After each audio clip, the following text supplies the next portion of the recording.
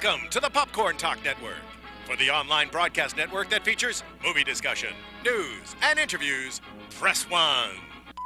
Popcorn Talk. We talk movies. From the Popcorn Talk Network and producers Maria Menounos, Kevin Undergaro, and Phil Svitek, this is iTalk Movies. Long-form interviews with leading members of the film industry. And now, your host of iTalk Movies. Hey guys, I got this epic music for you. It's Carrie Lane, and I am here with the amazing, talented people behind the movie Ctrl Alt Delete. First off, I have James Cox, Molly Burnett, and Adam Shapiro. Hello, hello. Hi. Hello. Thanks for having us. Yeah, thank you for being here. So we got some exciting music. That James, you said you used a little bit of Daft Punk Tron music in your trailers? Yes. Unofficial trailers. Unofficial trailers, guys. Yes. Thank you, Daft Punk. Yeah, it's definitely, some music that we definitely used in our temp tracks for, post-production and everything. It's very much of the vibe of our film, for sure. Fun. Now, this is a cyber thriller, and James, if you could please tell us a little bit more plot-wise about your movie. Absolutely. So this movie takes place on the night that all hell breaks loose. We're in an office building of a big tech company. Think Google, think Yahoo, think Facebook, where they hold a lot of data. It's called the data center. And this is the night that a bunch of activist hackers, or what I like to call hacktivists, break in, and they take the sysadmin hostage, and they're looking for information to show the criminal activities of this company. But what they don't know is that they are about to uncover a AI that will take over the building, take them all, basically, kind of trap them all in there, and they have to work together to break out. So it's, a little bit of Die Hard mixed with some Office Space and a lot of fun. So Nice. And then Molly, you're an actress in the film. Yeah. You want to tell us about your character? Yeah, I am one of the hacktivists, I guess, so to speak, and I play Lex. So me and my boyfriend and a girl that we hired try and hack into the Mana. It's been a minute. Mana to kind of expose, the evils of the company too. The company. Yeah. And everything goes awry. Yeah. Goes really bad. Real bad. Yeah, Real bad. I'd say. And then Adam, you're also in the film. Hi, I am. I'm lucky enough to be in this film. I play Jayhawk. I work at Thule. Yeah. Kind of like, it's like a boring job, my job. I'm on the computer, I'm doing little information gathering and installing different programs, and when I work with the servers, and I work with Charlie, who's our lead, and then I'm just here on a really bad night. And I'm doing my work, and then all of a sudden, all hell breaks loose. Yeah, you're the man that has to stand up and do something. Yeah. Yeah. I'm also the man who kind of gets us in the situation. Well, yes, we could say that. I dig my own grave, and then I lie in it. Yeah. It's pretty sweet. It's pretty awesome. But it's like Die Hard in that I do get a little bruised up, and I'm running around an office building. It's pretty sweet. Yeah. I felt a little bit like Bruce Willis. Yes, that's right. And actually, speaking of location, where did you film the film?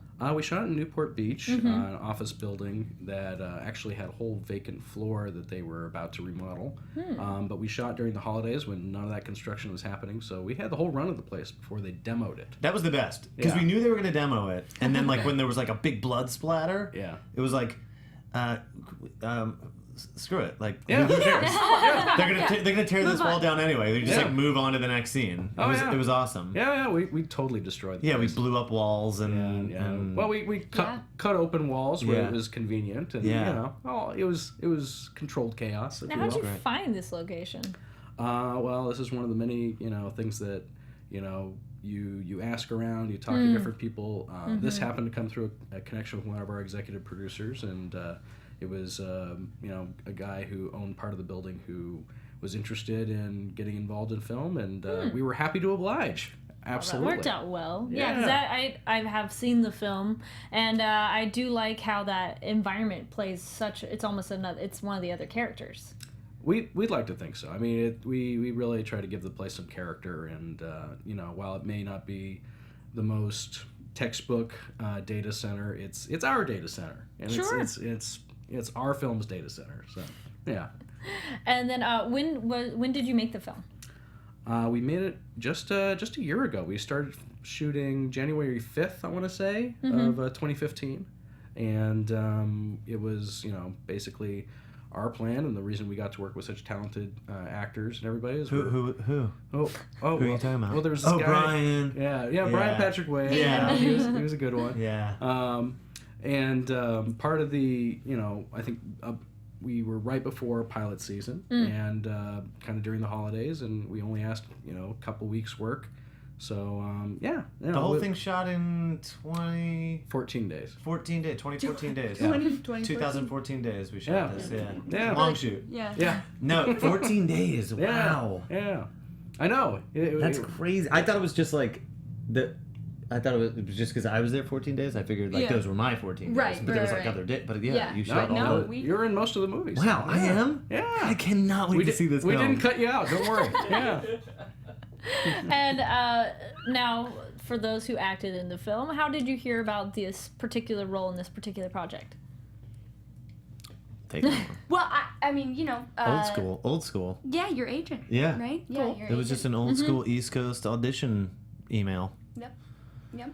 Was there anything in particular that drew you to the project? Oh, yeah. Well, then there was that. Well, yeah. I mean, Once we you found out about it. Yeah.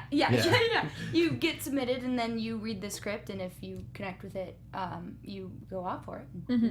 If it works with the team and you, then you get to play the character, I guess. Yeah. But it was such a cool idea. And the character, I actually went out for Andy's character, Sparrow. That's right. And then you guys brought me back in for the Lex girl, which is cool because she's like a badass, so I went out for a Sparrow that's a little bit more, she's very smart, very quiet, and so then I got to do a complete 180 and come in and speak. Be really brash and loud. And, Yeah. Yes. It was quite a 180, but yeah, no, it was, that's the miracle of casting, Sure. You go into it, with certain ideas of what you're looking for, and then you're faced with real live people, and the people who are right for the parts, just they pop out to you. So I had a great time. It was like a super last minute audition. I remember meeting you. I didn't realize I was going to meet you until like the day of, so I didn't have time to read the script. I just had time to kind of get familiar with the scene. Wasn't even that familiar because you were like, let's just start with the scene where you guys are you're tied up back to back. right. And I was like, which scene is, which scene are we tied up back to back? And just quick question, why are we tied up back to back? But so we ended up. You're like, refresh my memory? Yeah, and we got to do it together. Like I actually had... our lead actor was in the room, and we got to do it together back to back, and we improv'd a lot. Blake Robbins, who's amazing. So funny. And we did the scene, and it was awesome. It was totally hilarious. I don't even think it was like necessarily supposed to be as funny as it was in the audition, but it was just kind of a wild thing. And then I went home, and I'm like, I have to read this movie. So I start, I like go home, and I was supposed to like have dinner, and I was like, Katie, this is my wife. I'm like, I gotta stay home and just read this script really fast because I think it's amazing. And so I got done it and called my agents. I was like, please give that casting director a call and tell her I'm so sorry I was so late and that I didn't know anything that was happening, but I love it, and please tell them I love it. And then you guys called. Yeah, well, it was an awesome audition. I mean, the reason we picked that scene is because it was kind of, in some ways, it was an improv game. Yeah. It's like, okay, you're two characters who have to talk to each other, but you can't really look at each other. But you're also kind of trying to escape. So it's, it played really well, and ultimately what I look for in actors is people I want to work with. So little trust exercises like that tend to... So I fooled you on that day. You did. You fooled me once. Not twice, though. Yeah. Not twice. No, but oh man, it was such a blast. I'm pretty comfortable acting behind a computer. That's kind of my thing. Yeah. I'm on CSI Cyber behind a computer. Steve Jobs. We did CSI Cyber right after each other. I was going to say, when were you on I that? saw you on there. That's so funny. I was on this season. Me too. I play like a computer hacker. You know what I mean? That's kind of my thing. Yeah. So you guys essentially swapped roles because now you're the computer hacker and a different thing. Yeah, well, I'm I'm trying to remember. What did you play on CSI Cyber? It did air because I watched it when I was down in Miami. Yeah, I'm kind of a stalker. You're a stalker. Oh. Nice. Sketchy. Now, you mentioned the writing, Adam. Now, James, you want to talk a little bit about the writing process for this particular film? Absolutely, yeah. I mean, it kind of came around really quick, although it's one of those movies I've had the idea in my head for a long time. I was tinkering with this thing back in college. Some of my old friends and peers might remember a Ctrl Alt Delete project I was working on. Well, this is it, actually. But I didn't start writing until after Sundance of 2014 is when kind of my producing partner and I, Baruch Kaufman, got serious about this and decided, hey, we're gonna just make this movie. We're not gonna wait for permission. We're not going to kind of shop this thing around and let somebody else fuel our creative dreams. We're going to go out. We're going to set a production date. We're going to say we're shooting it January 5th, and we pretty much held to that. Yeah. Even before the financing was lined up and everything, we just said, we're doing it. And, it's amazing how that works in the sense that when everybody knows that you're serious, you're actually, you're like, okay, this is happening. It's not like, someday it would be great to make a movie. Things come together for you. So, writing the script, coming back to that, basically, wrote the first draft. I mean, the story was always kind of percolating in my head, so a lot of the writing is kind of happening passively, if you will. But yeah, I cranked it out in probably 6 months, and then, after that, we did a lot of revisions just to get the, beats right and the characters' voices and everything, and yeah. I mean, the work of writing, it's what you have to do. You said you started thinking about it in college. Where did you go to college?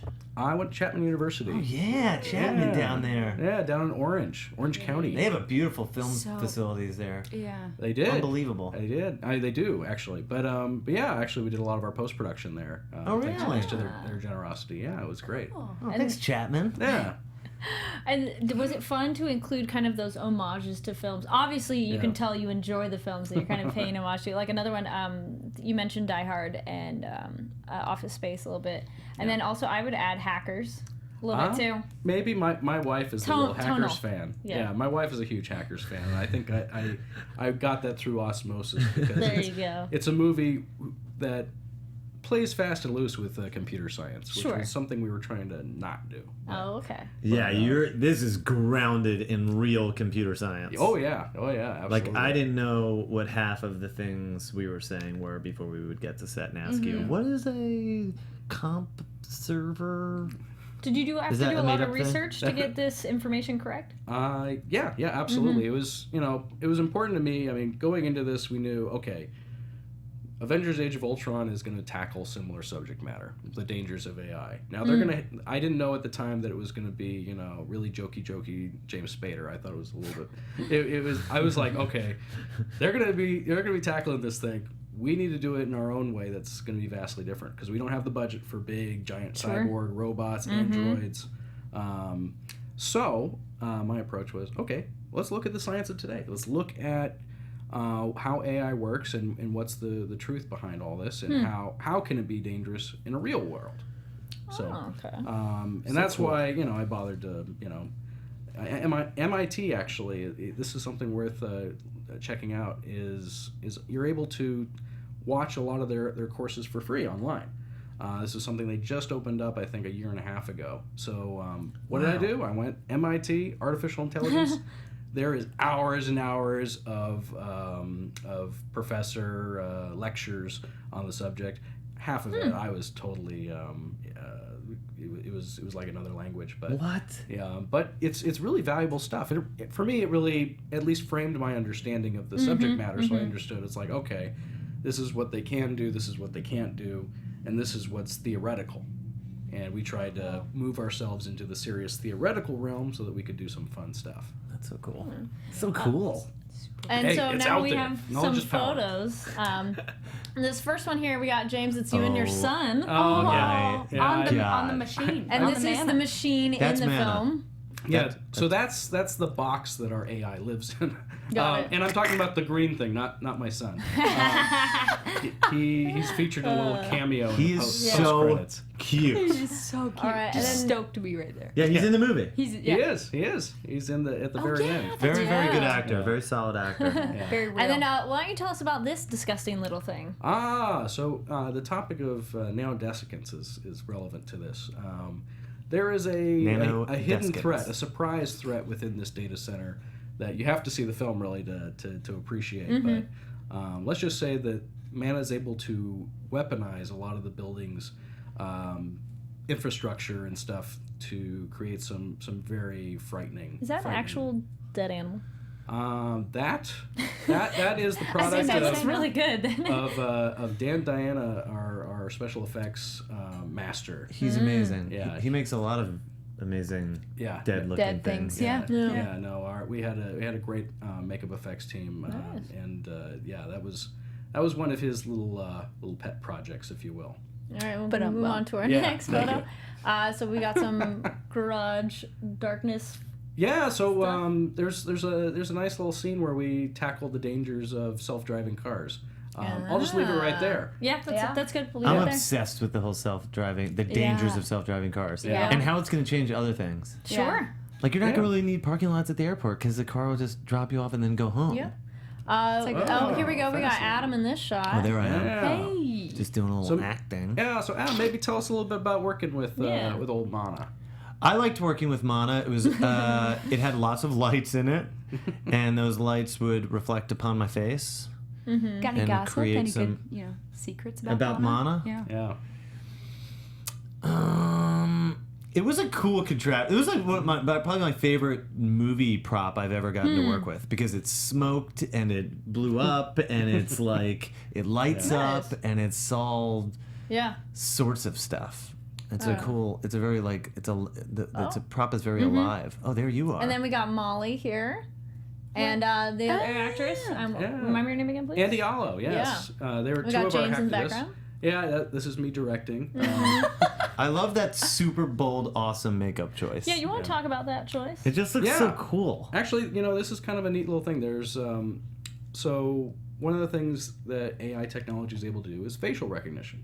And we now live in a world where that's very commonplace. It's built into iPhoto even, Yeah. Sure. So one of the things that our hacktivists do to try to combat that, because they know that they're always being surveillance, they're always on camera, is they wear this makeup that uses asymmetry and different patterns to throw off the facial recognition. I think we have another photo too. Next one. Yeah, here we go. Here's our other activist. yes. So you get a better look at everybody's looks. That's my crew. Yeah. Yeah. So cool. Some You guys kind of look dangerous-looking Banff folks. there.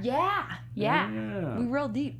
Oh, that's really interesting. I did wonder that. I don't think I had a chance to ask you before, but that definitely makes sense because it changes up how the face is recognized. Then, right? Okay. Yeah, I mean, we didn't, go into a great deal of explaining that on film, but that was definitely it looks cool. Yeah. Well, I awesome. mean, from a design point of view, I also was like, okay, if these characters were action figures, what would they look like? Oh. And they all have their own prop, and they're all, for me, I wanted them to be larger in life and be off the screen, and something where, from an animation point of view, you always try to create characters that are recognizable in silhouette.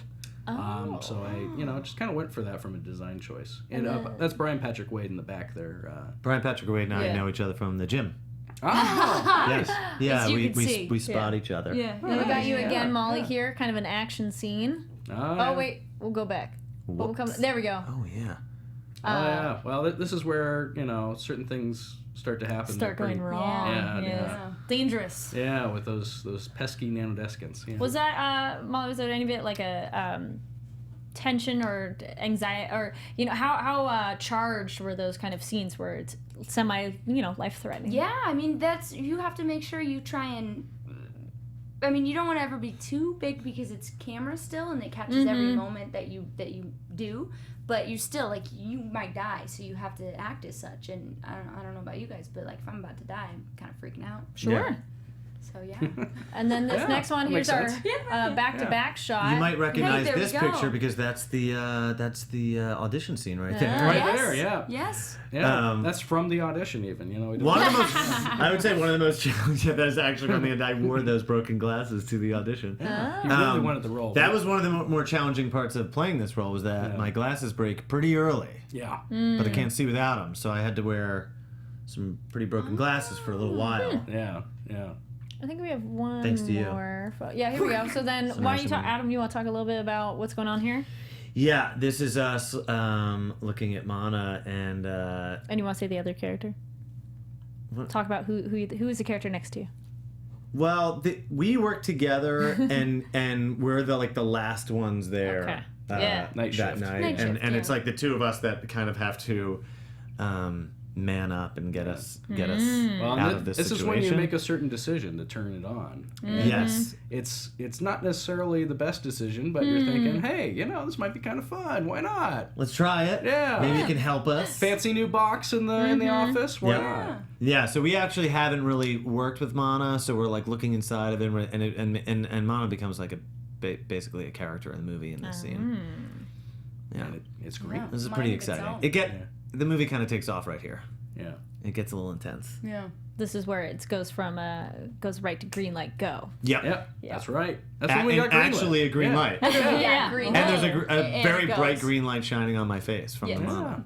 And now, James, you've had a few screenings already. You want to talk about where you've Yeah. screened? So we had our kind of friends and family cast and crew screening back in November in Beverly Hills. That was a lot of fun. We were hosted by the Lemley Theaters, and they really took good care of us.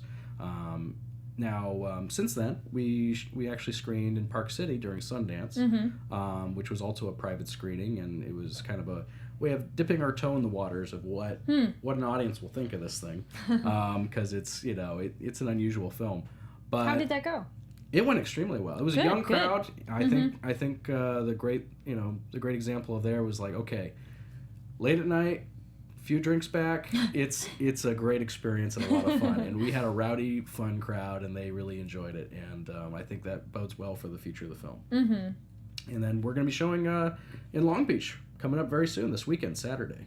You have a time schedule you want to let people know? Absolutely. We're going to be at 4:00 at the, it's part of the Geek Fest Film Festival. And we're going to be Fest. at Long Beach Comic Expo. Be there at the convention center. Yeah. Are you guys going to be able to go down to that at all? I am. Yeah. And I'm really excited about it because it's the first time I've seen the film. Yes.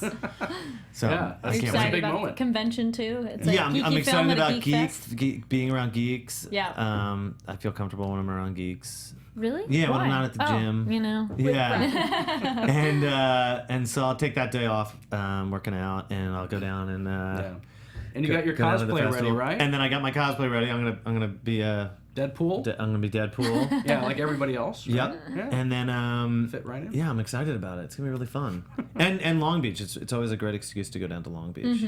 Yeah, no, it's going to be a lot of fun. I mean, we're taking this movie direct to the audience there. I mean, this is a film that is dipped in geek culture and in Lots of internet memes, references. and it's for me, I when I wrote it, it was just like, okay, I know who this movie's for. Let's craft it and fill it to the brim with all the stuff I love. And so yeah, the exciting thing is being able to screen it at a convention. Is we're going to be right there with everybody else. So yeah, No, I'm were there- excited. Oh, I bet, of course. And then were there any happy accidents while filming? Let's see. I mean, I like to think that having that location was kind of a happy accident because Sure. you can't really plan for somebody to say, hey, use our building, and we did. Yeah. And I would definitely say there was definitely some editing choices when we came into post-production that didn't really change the spirit of the script, but we did kind of rediscover some things from like earlier drafts and stuff where we're like, hey, wait a second, we can do this. And the movie features these commercials, which kind of help tell the story of what the company is, because they are very much a background presence. They're everywhere. Almost every shot in the film has a Thule logo, which when you see the film, you'll be very familiar with. It's like Cyberdyne. Yeah, exactly. It's on mugs, it's on walls, it's everywhere. It's Yeah. on T-shirts. It's all part of the world. So to help kind of tell the story of this company, we kind of sprinkled around a few commercials in the film, and those were completely in post-production. We were like, okay, this will help people kind of get a sense of like, okay, this is the tone of the company, and they although they don't really change throughout the movie, you start to feel differently about the company, so it gets a little creepier. That's kind of the fun of it. Yeah. And then for the actors, what was your favorite memory while filming? Or favorite experience?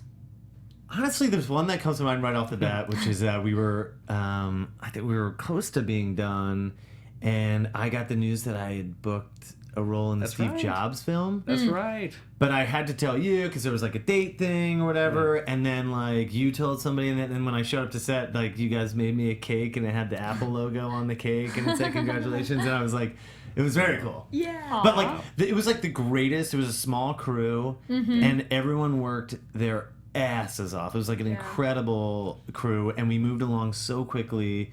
And it was a really fun little, like, it felt like we went to summer camp for 2 weeks. Like, it was like a really fun group of people, and like that cake was completely indicative of how family-like the atmosphere was. It was so cool. It was a cake that was designed to taste and Delicious. It was an Oreo. It was an Oreo cake, and I'm obsessed with Oreos.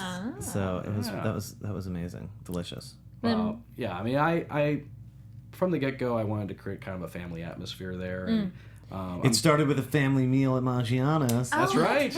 That's right. Our first table read was at Maggiano's. Remember that's that? right. The greatest table read of my life. Mine as Never well. gotten a Caesar salad at a table read before. And a chicken parm. Yes, there was. I mean, there was a plethora. Oh, there was a whole. Of things. There The was wine as well. there was wine. It was amazing. Yeah, that's great. And then Molly, any particular memories that stood out from filming? Yeah, well, I mean, I feel like I need to say something about the actual movie itself, but I also remember because our cast got really close in the college football playoff. When we were watching the football playoffs on the phone. Final was on. Yeah. So yeah, we all got our phones out and tried to figure out who could stream it. And we were sitting there watching the game. The entire and then cast huddled around one iPhone watching the a scene would national go up championship. and two people would have to leave and go do a scene and then come back and watch the football game. It was. We- That was an exciting football game atmosphere. Yeah, but everybody just got along, and it was just, I mean, it's such a, that doesn't always happen, and so when it does, it's really special. Oh yeah, definitely. I feel both your stories kind of relay how much of a family and tight-knit group it was, and Oh, yeah. that's okay that didn't tell stories of the filming and stuff, but that still, shows how the process was, that you had an Yeah. environment that you feel you could have that camaraderie. Yeah, absolutely. Yeah, First time I've ever acted with a rat. That's right. Same. Yeah. An actual A rat. real rat. Yeah. Remember it's a real. Yeah. Yeah. And Josh sweet. Josh acted with a rabbit too. Oh, yes. I know. He got double rodent duty. Yeah, he did get double rodent duty. That's why it said DRD on the call sheet. I didn't realize that meant double rodent duty. There's so many Should've signed abbreviations up. on call sheets these days. This is true. You're like, what is this one? DRD. What? DRDWF. Any final That means it was work finish. words on the film that you want to tell viewers about? We'll come this way. So we'll start with you, Adam. No pressure. Final words? Oh my god. Just any comments on the film? Any things you want to say to viewers? Well, I think to what go you were see saying it? about grounding this film in, I think the thing I loved about it the most was actually how many things were in the script and how many things that I had to deal with in the scene that I genuinely didn't know what it was, and I would have to ask you, and then you would explain it, and I'd be like, wow, he has a real grip on this. You knew exactly who the audience was, and it's cool to be a part of a project that is so specific and nuanced, and you know who your audience is, and I think that's really cool. I think this is going to be a really exciting movie for the audience. Yeah. Well, I think you also based it in reality, so it's it's kind of fun and a little scary to see like what I know what could be happening. Totally could be happening. Like the Apple thing right now with the FBI. FBI wanting the back door into Apple, and Apple saying, no, we're not going to give that to you because we don't want to give out all of our customer information and security. But like this is real stuff. This is like exactly what's happening in the movie. Yeah, and the software can't ever be destroyed. Yep. So they did, which I didn't know. I didn't know software can't be destroyed. Yeah. So Scary. I know. Yeah. Well, it's infinitely copyable. I mean, that's the world we live in.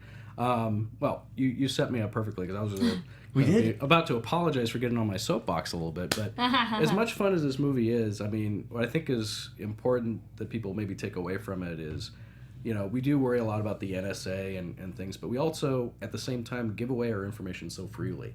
And one of the things I feel is kind of important about this film is, we're trying to expose a little bit of that, how we... we get free email, we get free Twitter, we get free everything, and what do we give? Well, we give everything. We give our identity. We give, every time we're tweeting something that is put into an aggregate that tells, basically it's collecting a profile about us of, what we like, who we know, where we are, and who of all of our criminal associates are. Yeah. But it's I think it's an interesting perspective, at least, that we think that we're being catered to, that this is a product for us, but the reality is, as Lex says, we're the product, and we should be mindful of that, at least as we use all these wonderful technological tools. So. Anyway, soapbox over. No, it's very interesting. Yeah. I mean, it's your film, it's your vision, your voice, and I think the film definitely conveys that opinion, which is very rightly grounded. And then also, we're pretty much at the end, sadly, but we'll go down. Where can people find you, and are you working on anything right now that people should look forward to? Well, you can find me all over the social medias, Adam Shapiro, at Adam Shapiro. And I'm working on a pilot for TBS right now called Pussies, and it's hilarious. And hopefully it'll be on TV in a couple months. Sweet. Yeah. I too am on social media. Yep. And my Twitter is Molly Dolly, but Dolly has 2 Y's because Molly Dolly with 1 Y was already taken. Oh. As was Molly Burnett. And then Molly Burnett on Instagram. I guess that's the other one that's big. And then I'm doing CSI Cyber for a little bit. And I just did a movie called The Wedding Party and another show called Relationship Status on Verizon Go 90. And that, I think, comes out in March. Cool. Nice. Well, here I am on the festival circuit. You can see the movie in Long Beach this weekend. I highly recommend that because it's in town. If you're in Los Angeles, come to Long Beach Comic Expo. It's not that far away. I'm also actually can give you a bit of an exclusive. We were recently accepted to the Palm Beach Festival in Florida, the Palm Beach International Film Festival. Congrats. We'll also be at Vail, Film Festival. And coming up in March, the Silver Scream Festival, which I'm very excited. Where's that? Santa Rosa, California. Oh, fun. Congratulations. That's quite a few. Yeah, well, we're just getting started. And then there is a Twitter for the film as well. Yes, that's at CTRLALTDEL movie. But you can also follow me at DarwinFish if that's, too much of a mouthful. Well, thank you so much for watching. Thank you for being here. It was wonderful thanks talking for about having this us. exciting movie. Yeah. And it is a really cool movie. I've seen it. The references are so fun. You'll watch it and you'll be like, oh yeah, and it's not one of those, I never felt it was ever stealing or anything like that. It was definitely one of those like, oh, I'm so happy. I love that part. I love that thing. And just, I think you put it together nicely. Awesome. Sorry, that was my words and stuff. But yes, guys, check it out. You can find it online. Again, you can find me online at Carrie D. Lane on Twitter and Instagram. And don't forget to follow the Popcorn Talk on all the movie reviews and news and exciting interviews like this one. Again, thank you for watching or listening for iTunes. Make sure to subscribe, thumbs up, 5 stars, all that great stuff. And again, we'll see you next time. Bye. Bye. Producers Maria Menounos, Kevin Undergaro, Phil Svitek, and the entire Popcorn Talk Network. We would like to thank you for tuning in. For questions or comments, be sure to visit popcorntalk.com. I'm Sir Richard Wentworth, and this has been a presentation of the Popcorn Talk Network. The views expressed herein are those of the hosts only and do not necessarily reflect the views of the Popcorn Talk Network or its owners or principals.